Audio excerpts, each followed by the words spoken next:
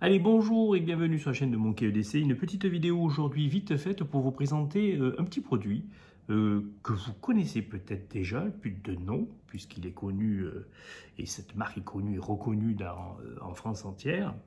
C'est un outil que moi j'ai utilisé, mais dans une version différente, très jeune, à l'époque où je suivais ma formation dans l'école hôtelière. Donc un petit couteau exactement, qui se trouve pas très loin de là où je vis finalement, puisque nous y sommes à côté. Je vais vous parler d'un petit couteau sympathique, le Nogent. Donc voici une des configurations les plus classiques que j'ai utilisées hier et aujourd'hui.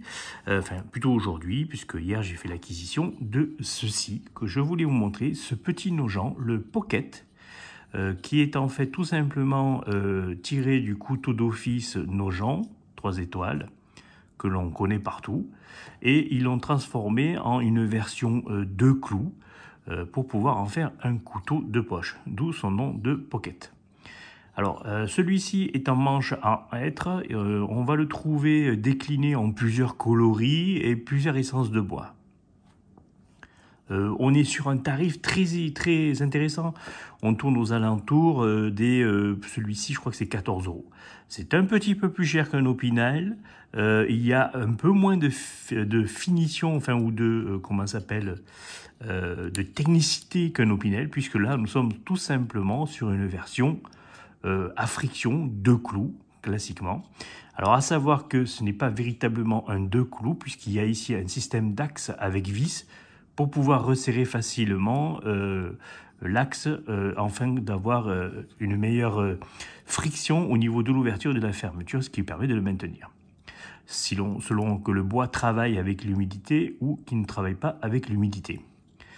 On est sur une dimension à peu près équivalente à celle d'un Opinel numéro 7. Donc c'est assez petit, mais c'est largement suffisant pour la table. Donc comme vous pouvez voir, moi je suis sur une main de 8, vous voyez, c'est un outil qui va très bien dans ma main. Ce que j'apprécie beaucoup sur ce petit couteau que j'ai utilisé donc hier soir, lorsque je l'ai acheté, je l'ai utilisé pour le repas du soir, ce matin au petit déjeuner et à midi pour manger ma pizza au chorizo, comme dit Jean-Charles Laine. Ce que j'apprécie beaucoup, c'est cette émouture de lame qui est vraiment particulière. C'est une émouture qui part d'en haut, qui descend, avec donc au niveau du tranchant quelque chose de très fin. C'est un excellent slider, donc qui découpe vraiment très bien.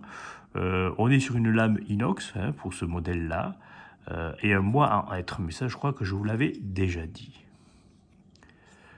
Alors tout le monde connaît la notoriété de Nogent, qui est une petite ville qui se trouve en Champagne, exactement en Haute-Marne. Donc alors c'est juste à côté de chez moi, puisque moi je vis au nord du département de la Côte d'Or et nous sommes frontaliers avec le département de la Haute-Marne.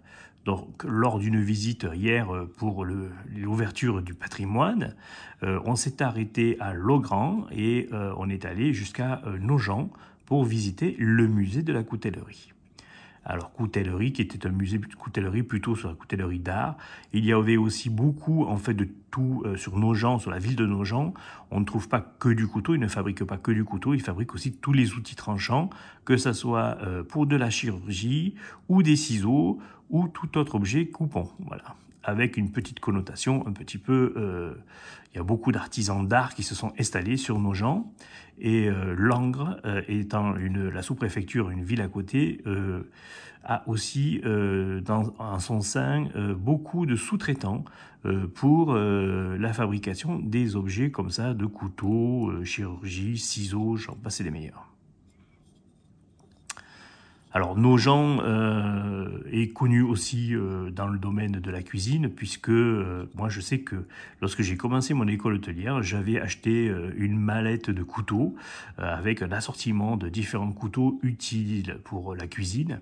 Et donc il y avait des couteaux d'office, il y avait des trancheurs de 30 cm, ce qu'on appelle le couteau du chef. Il y avait une petite hachette, un éplucheur, enfin voilà. Il existait différents modèles de couteaux, une sorte de panel pour cuisiner correctement. Et donc ils étaient tous de la marque Nogent. Alors moi, cet objet-là, je l'apprécie beaucoup. Il est super léger, hein. Je crois qu'on est aux alentours des 46 grammes, un truc comme ça au niveau du poids. C'est vraiment très léger. Euh,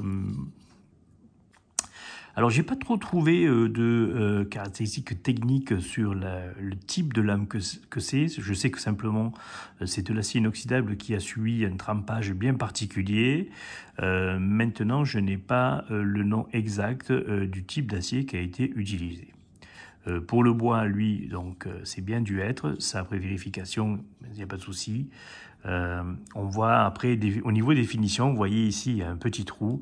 On sait que ça reste quand même un appareil qui est usiné, enfin qui est produit en version industrielle. Ce n'est pas quelque chose qui est de l'artisanal pour ce genre de modèle-là. On est à titre indicatif au niveau du tarif à 14,90 € pour celui-là. Les tarifs varient un petit peu selon s'il y a des coloris un peu spécifiques ou la composition du bois. Enfin, l'essence du bois plutôt.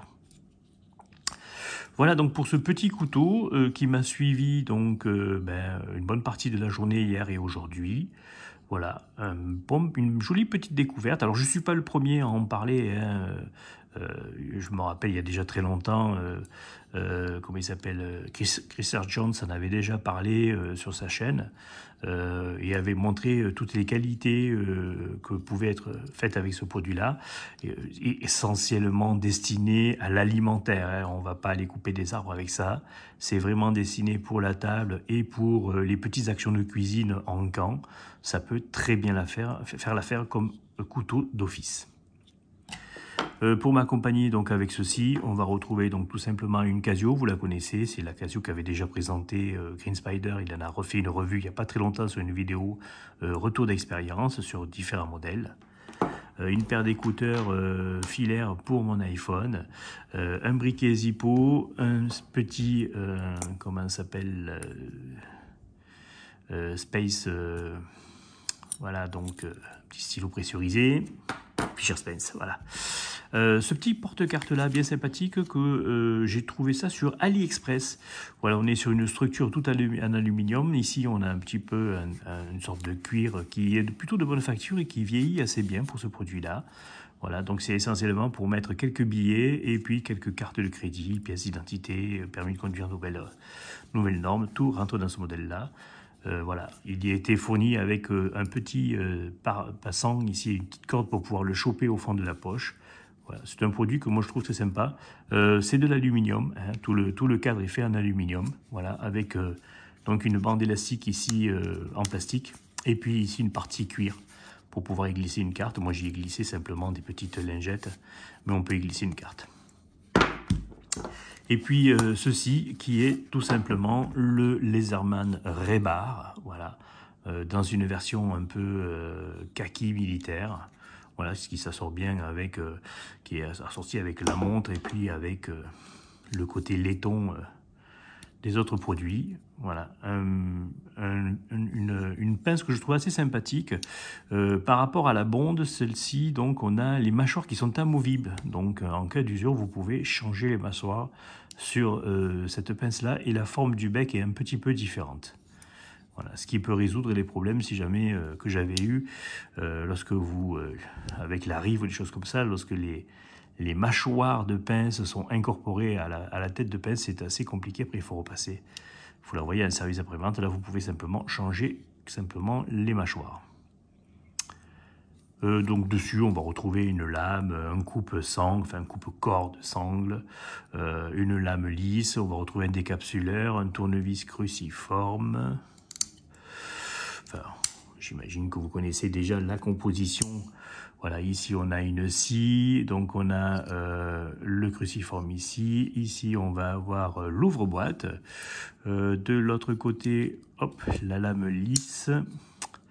On va aussi avoir ici, hop là, voilà, une espèce de lime, donc d'un seul tenant, enfin d'un seul trait d'un côté et croisé de l'autre. Voilà. Un petit poinçon, un tournevis plat, et puis je crois qu'on a fait le tour, si je dis pas de bêtises, j'ai pas oublié d'outils à l'intérieur. Voilà. La particularité de celui-là, c'est que tout comme le Rive, on peut y trouver un adaptateur qu'on met là-dessus pour pouvoir interchanger les embouts et pouvoir utiliser des embouts différents qui se trouvent donc dans le commerce. Ce système-là d'adaptateur, c'est un tube en fait qui s'emboîte là-dedans et avec un système normal en haut pour pouvoir y mettre des embouts magnétiques.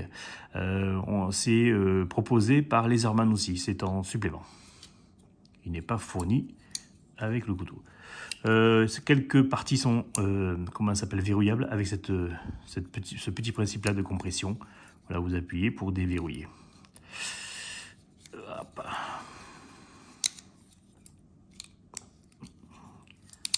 Voilà. Alors, je l'ai graissé il n'y a pas longtemps et comme vous pouvez voir, voilà, il graisse pas mal les mêmes. Et vous voyez, j'ai réussi à me couper.